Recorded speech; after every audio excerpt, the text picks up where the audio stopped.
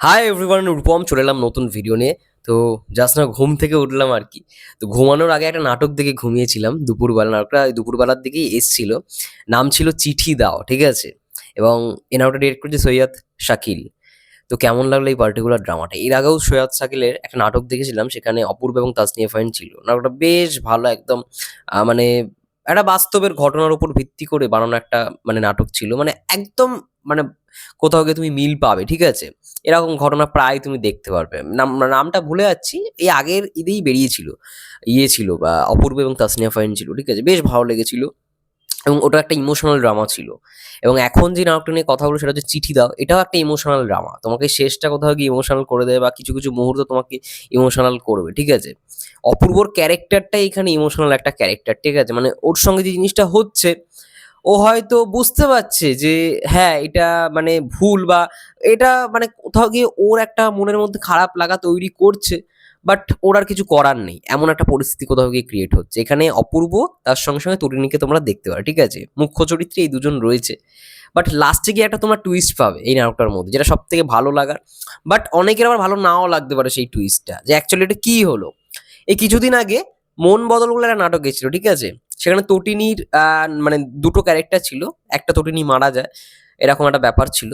তো আরো একজন তটিনী ছিল, ওই আমি বলেছিলাম জারা আর সারা, ঠিক আছে? রিভিউ করেছি জোভানা তটিনী, ওই নাটকটা মন বদল কিছুদিন আগেই এসছে, গত পরশুদিন আই থিঙ্ক।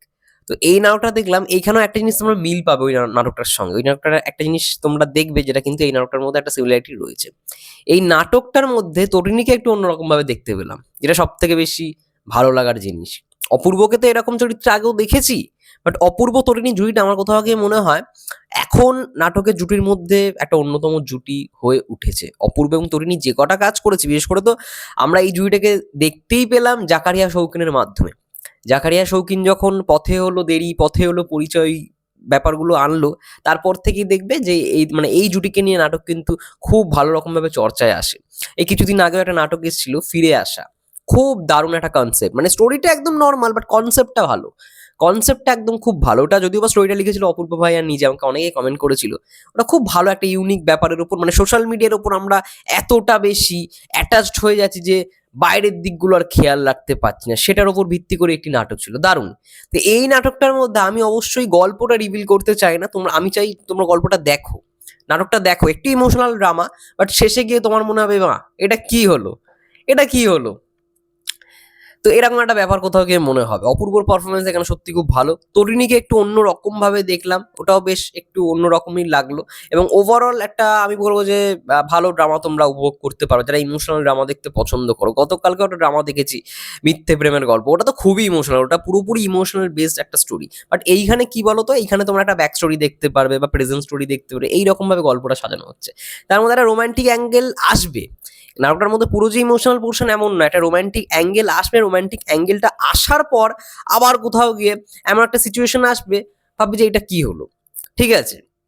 তো এখানে চিঠি দাও নামটা দেখেই বুঝতে পারছি যে চিঠি আদান প্রদানের একটা কিছু ব্যাপার তো রয়েছে, ঠিক আছে?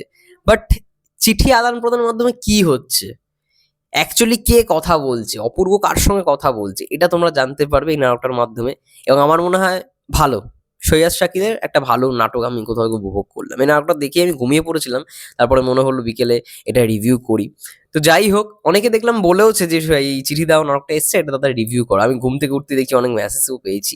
তো অপূর্বর নাটক যখনই আসে আমি মিস করি। আমি সবসময় দেখি, যেই নাটকই দেখি না কেন সেগুলোই চেষ্টা করি রিভিউ করার।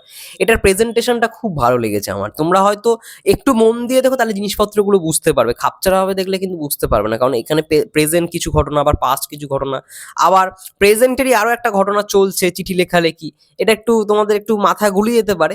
তাই শেষে গিয়ে মেন টুইস্টে যখন পাবে তখন তোমাদের কাছে ক্লিয়ার হবে। এবার মন দিয়ে দেখলে জিনিসটা প্রথম থেকে ক্লিয়ার থাকবে, এটাই আর কি বলার। একটা বেশ ভালো নাটক দেখেছি, কনসেপ্টটা বেশ একটু অন্যরকম কনসেপ্টের, বুঝলে তো?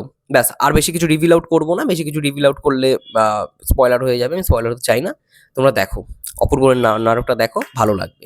যাই হোক, তোমাদের কি মন্তব্য কমেন্ট করে জানাও, যারা যারা দেখে নিয়েছো। ততক্ষণের জন্য সেই ভালো থেকে সুস্থ থেকো। Take care.